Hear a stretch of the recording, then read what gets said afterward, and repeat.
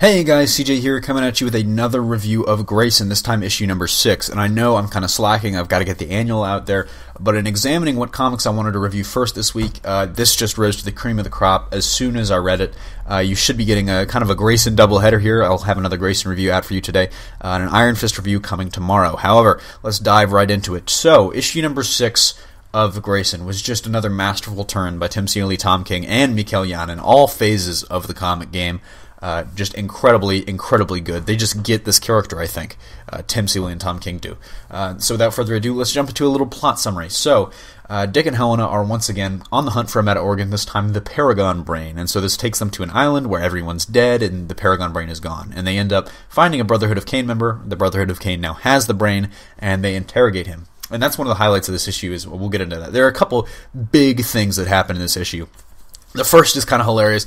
Midnighter makes more or less a dad-ass joke about how he can't see their faces because of the Hypnos implant, but he'd recognize Dick's ass anywhere. And at first, when I read this, I was thinking he was talking about Helena, and then it kind of hit me. I was like, I remembered Midnighter is gay, but he's the most under-the-radar, low-key gay character in comics. I mean, whenever, a comic book company like Marvel with North Star and that whole thing, and DC with Bunker and Alan Scott, they want to beat their chest and say, look how diverse we are, we have a gay character. And it's almost it's great that they're just kind of letting Midnighter exist in this, in his lifestyle. And I think, that's something that a lot of other comic companies need to take note with.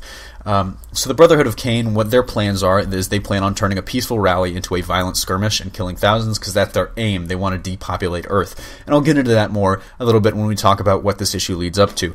But Mr. Minos, we finally find out who he's working for, and it's this being called Spider. And I call it a being because it looks like it's 3 people, but they're intertwined, and you don't know if they're extra-dimensional, extraterrestrial, if they're even human at all.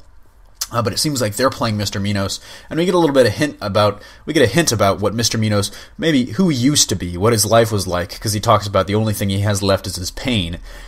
So it's kind of an interesting, and almost kind of, touching moment there. But it definitely, leaves us with more questions than answered toward that. To me, though, the highlight of this issue is the Midnighter and Dick Grayson fight scene. This is the first real fight scene we've gotten between them since issue 1, and it is so good. It takes place in the God Garden, because Midnighter kind of grabs him through a portal and takes him to the God Garden, where they fight, and Midnighter makes some great comments where he's like, oh, I've studied all your tape. I can hum along to your jazz now, because he had described his fighting style as like jazz before. But Dick kind of goes like, oh, so you know Nightwing's moves, but do you know Robin? You know jazz, but do you know punk rock? And to me, that kind of, just is a nice little look back at the character evolution of the character, which is something that Tim Seeley and Tom King have done really well so far. There's also a little dig at Spider-Man, not like a dig, but more like an acknowledgement or reference. Midnighter ends up with Dick's Hypnos implant by some sort of freaky kind of way. And Dick knocks him out with the magic word that Helena used to knock him out, Tsuchigumo. And so it's kind of interesting. Dick, I guess, has found this out, and he looks up, what the word means, and it's mythical spider being, and he's talking about how he left the life, of Nightwing, the life of the hero, to become a spy, to become a Spider-Man, which is kind of more or less what Tsuchigumo means. So the issue leaves off with Dick having to save the God Garden, and it feels like there's a big next issue to come. So I really have no cons for this issue. I think a lot of people would look at this and see the same kind of issues as I had with number 5, because they just drop us in. But with some time to think about it and reread the series, it's clear to me that they've established what Dick and Helena do already. They go out and find these meta-organs, and that's what they're doing here. But it's not filler like number 5 was, and don't get me wrong, number 5 was probably one of my favorite issues of the series. This is leading up to a big turning point in the series. This is a setup issue, because next issue is going to be balls to the wall, I feel. Like they just kind of give you that hint. Prose, the writing and art are always amazing.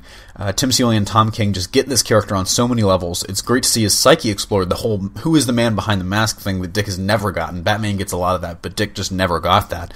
And Tim and Tom are the breakout stars of 2014, in my opinion. I think they came out of nowhere and kind of just got this character, and they're writing it incredibly well. And also, Mikel Jan just does not get enough praise for this series. I think his art is some of the best in comics. So, really, if you're not reading this comic, you should be. Go pick it up. It's consistently one of the best around. I don't think they've had a bad issue, personally.